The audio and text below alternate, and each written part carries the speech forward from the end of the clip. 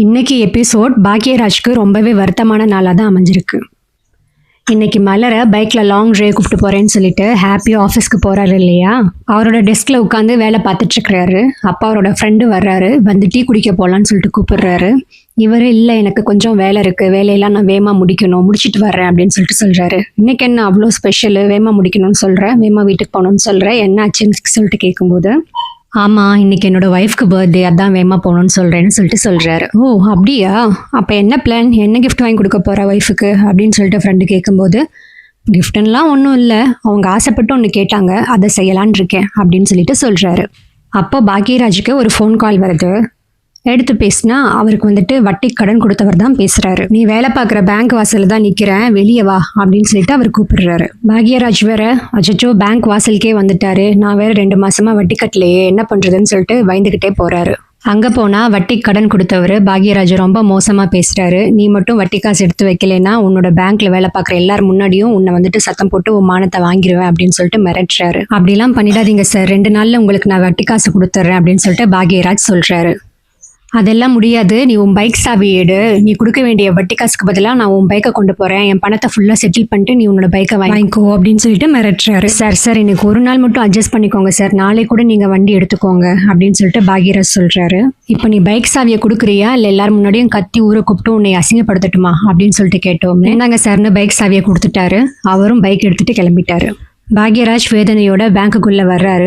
தன் ஃப்ரெண்டை கூப்பிட்டு இந்த மாதிரி நடந்துருச்சு, பைக் எடுத்துகிட்டு போயிட்டாரு கடன் கொடுத்தவர் அப்படின்னு சொல்லிட்டு சொன்னோமே, அவர் ஃப்ரெண்டு இருந்துக்கிட்டு வேமா பணத்தை கட்டி பைக்கை வாங்கப்பாரு, இல்லைன்னா அவர் வந்துட்டு பைக்கை வித்துடுவார் அப்படின்னு சொல்லிட்டு சொல்கிறாரு. அதை கேட்டதும் இன்னும் அவருக்கு கவலையாயிருச்சு.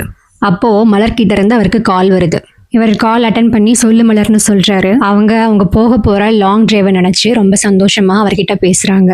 எனக்கு ஒரு மாதிரி மனசுக்குள்ளே பட்டாம்பூச்சி பறக்கிற மாதிரி இருக்குதுங்க, நீங்களும் நானும் இன்னைக்கு ஒரே மாதிரி கலரில் ட்ரெஸ் போட்டு போகலாமா?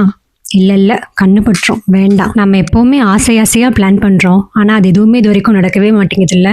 இந்த என்னோட ஒரு ஆசை நடக்குமாங்க, நீங்கள் நடத்தி வைப்பீங்களா அப்படின்னு சொல்லிட்டு மலர் பாக்யராஜ் கிட்ட கேட்குறா. அதை கேட்டதும் பாக்யராஜ்க்கு ரொம்ப வருத்தமாக இருக்குது. ஆனால் வருத்தத்தை வெளிக்காட்டிக்காம நடக்கும் மலர், நான் நடத்தி வைக்கிறேன் அப்படின்னு சொல்லிட்டு சொல்கிறான்.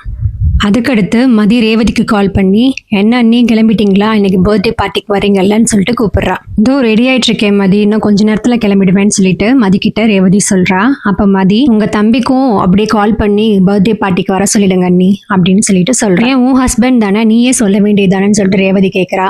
இல்லை அண்ணி, அவர் நான் ஃபோன் பண்ணேன்னா ஏதாவது சொல்லுவார், அதுக்கு நீங்களே சொல்லிடுங்க, கூப்பிட்டுக்கோங்க அப்படின்னு சொல்லிட்டு ஃபோனை வச்சிடுறா. அவங்களும் சுரேஷ்க்கு கால் பண்ணி, இன்னைக்கு அன்னிக்கு பர்த்டே, அதனால வீட்டில் கேக் கட் பண்ணுறோம் எல்லாரும் சேர்ந்து வந்துடுன்னு சொல்லிட்டு சொல்கிறாங்க.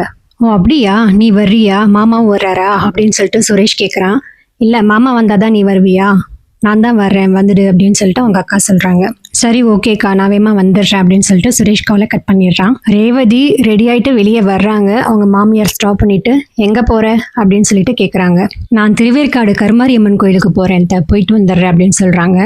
ஏன் இப்போ சொல்கிறேன், முன்னாடியே சொல்லியிருந்தா நானும் கிளம்பி வந்திருப்பேன்ல, குழந்தைங்களையாவது கூப்பிட்டு போ அப்படின்னு சொல்லிட்டு சொல்கிறாங்க. இல்லைங்க அத்தை, கோயிலில் ரொம்ப கூட்டமாக இருக்கும், குழந்தைங்களை நீங்கள் பார்த்துக்கோங்க, நான் மட்டும் போயிட்டு வந்துடுறேன். ஏன் குழந்தைங்களை பார்த்துக்கிறதுக்கு வேற யாரும் இருக்காங்களா, நான் தானே பார்த்துக்கணும், போயிட்டு வா அப்படின்னு சொல்லிட்டு திமிரா பேசுகிறாங்க. அவங்களும் குழந்தைங்களுக்கு பை பை சொல்லிட்டு கிளம்பிட்டாங்க. அடுத்த சீனில் பாக்யராஜோட வீட்டை தான் காட்டுறாங்க. அங்கே மலரோட பாப்பா அவங்க அத்தை சொல்ல அவங்க அம்மாவுக்காக ஒரு பர்த்டே க்ரீட்டிங் ரெடி பண்ணிக்கிட்டு இருக்கிறா. இது மலருக்கு தெரியாது, அவங்களுக்கு தெரியாமல் சர்ப்ரைஸாக ரெடி பண்ணுறாங்க.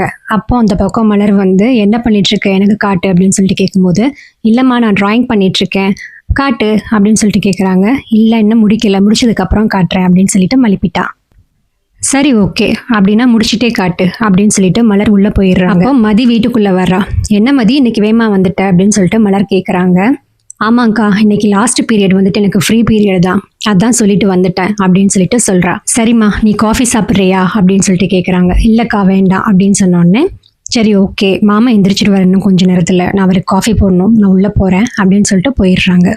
அவங்க உள்ளே போனதுமே மதிக்கிட்ட அவங்களோட நாத்தனார், என்ன நீ கேக் வந்துடுச்சா அப்படின்னு சொல்லிட்டு கேட்குறாங்க. ஓ ஒரு 15 மினிட்ஸில் வந்துடும் அப்படின்னு சொல்லிட்டு மதி சொல்கிறா. மற்ற எல்லாரும் வந்தாச்சா அப்படின்னு சொல்லிட்டு கேட்டதுக்கு, இல்லை அண்ணி இன்னும் வரல. சரி ஒவ்வொருத்தராக வந்துருவாங்க, நான் போய் ட்ரெஸ் சேஞ்ச் பண்ணிட்டு வந்துடுறேன் அப்படின்னு சொல்லிட்டு அவளும் உள்ளே போகிறா. அடுத்ததாக பாக்யராஜும் வீட்டுக்குள்ளே வந்துட்டாரு. மலருக்கு பாக்யராஜை பார்த்ததும் ரொம்ப ஹாப்பி ஆயிடுச்சு. என்னங்க வேமா வந்துட்டீங்க, சும்மா தான் அப்படின்னு சொல்லிட்டு சொல்கிறாரு. என்ன சொல்கிறீங்க, வண்டி எங்க, எனக்கு வண்டி சவுண்டே கேட்கலையே அப்படின்னு சொல்லிட்டு மலர் சொல்கிறா. வண்டியை வாட்டர் வாஷ்க்கு விட்டு வந்திருக்கேன் அப்படின்னு சொல்லிட்டு பாக்கியராஜ் சொல்கிறாரு.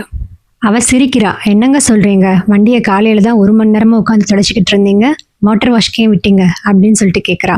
இல்லை, காலையில் ஆஃபீஸ்க்கு போகிற வழியில் வண்டியில் சேறு பட்டுருச்சு, அதனால தான் வண்டியை வாட்டர் வாஷ்க்கு விட்டு வந்திருக்கேன் அப்படின்னு சொல்லிட்டு பாக்கியராஜ் சொல்கிறாரு. அப்படியா, எங்க நைட்டுக்குள்ளே வண்டி வந்துடும்ல அப்படின்னு சொல்லிட்டு மறுபடியும் கேட்குறா. அவருக்கு ரொம்ப மனசு வேதனையாக இருக்குது. அவர் வந்துடும்னு போய் சொல்கிறாரு. அதோட இந்த எபிசோட் முடியுது. நாளைக்கான எபிசோடை ஒரு 11 o'clock முன்னாடி போடுறதுக்கு நான் ட்ரை பண்ணுறேன். தேங்க்யூ, பாய்.